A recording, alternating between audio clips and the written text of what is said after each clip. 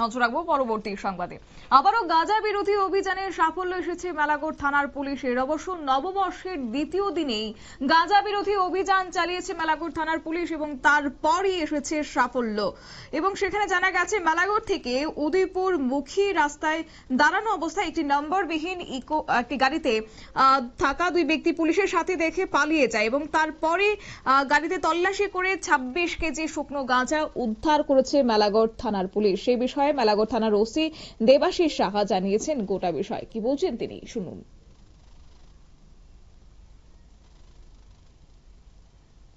8টা নাগাদ সিক্রেট ইনফরমেশনের ভিত্তিতে আমাদের অফিসার এসআই রামকিষান এলমুদ স্টাফ এবং অন্যান্য অফিসারও ছিলেন। তো আমরা ওই কালাপানিয়া আক্রমণ টু মেলাঘর রোড একটা গাড়ি আমরা তল্লাশি করি। গাড়িতে আমরা কোনো ড্রাইভার অথবা কো ড্রাইভার কাউকে পাইনি।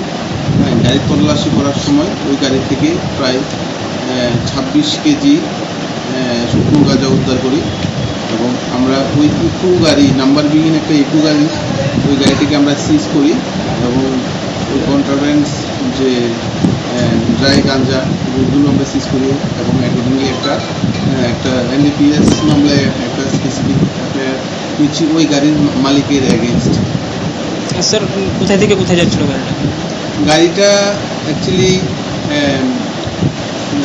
উদয়পুর রুটে মতলব মেলাঘর থেকে কাকরাবন মুখী হয়ে ওই কালাপানিয়া মেইন রোডেই পাশে দাঁড়িয়েছিল। স্যার এটা কি মানে দাঁড়ানো অবস্থায় ছিল নাকি রানিং অবস্থায় ছিল? না, দাঁড়ানো অবস্থায় ছিল।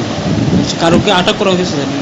না, পুলিশের গাড়ি দেখে দুজন লোক ছিল গাড়িতে, ওই দুজন লোক পুলিশের গাড়ি থেকে ওখান থেকে পালিয়ে যায়। আপনারা শুনলেন মেলাঘর থানার ওসির বক্তব্য। অবশ্য তারা গোপন খবর পেয়েছে সূত্র মারফত এবং তারপরই খবরের ভিত্তিতে মেলাঘর থানার এসআই রামকিষান এবং বিভিন্ন স্টাফ নিয়ে কালাপানিয়া যেতে পুলিশের গাড়িটিকে দেখে একটি যাত্রীবাহী গাড়িতে থাকা দুজন পালিয়ে যায় এবং তারপরই গাড়িতে থাকা শুকনো গাঁজা সহ গাড়িটিকে আটক করে থানায় নিয়ে আসে পুলিশ এবং গাড়ির মালিকের বিরুদ্ধে NDPS ধারায় মামলা নেওয়া হবে বলে জানিয়েছেন মেলাঘর থানার ওসি। নিয়ে নিচ্ছি ছোট্ট একটি বিজ্ঞাপন বিরতি, সঙ্গে থাকুন।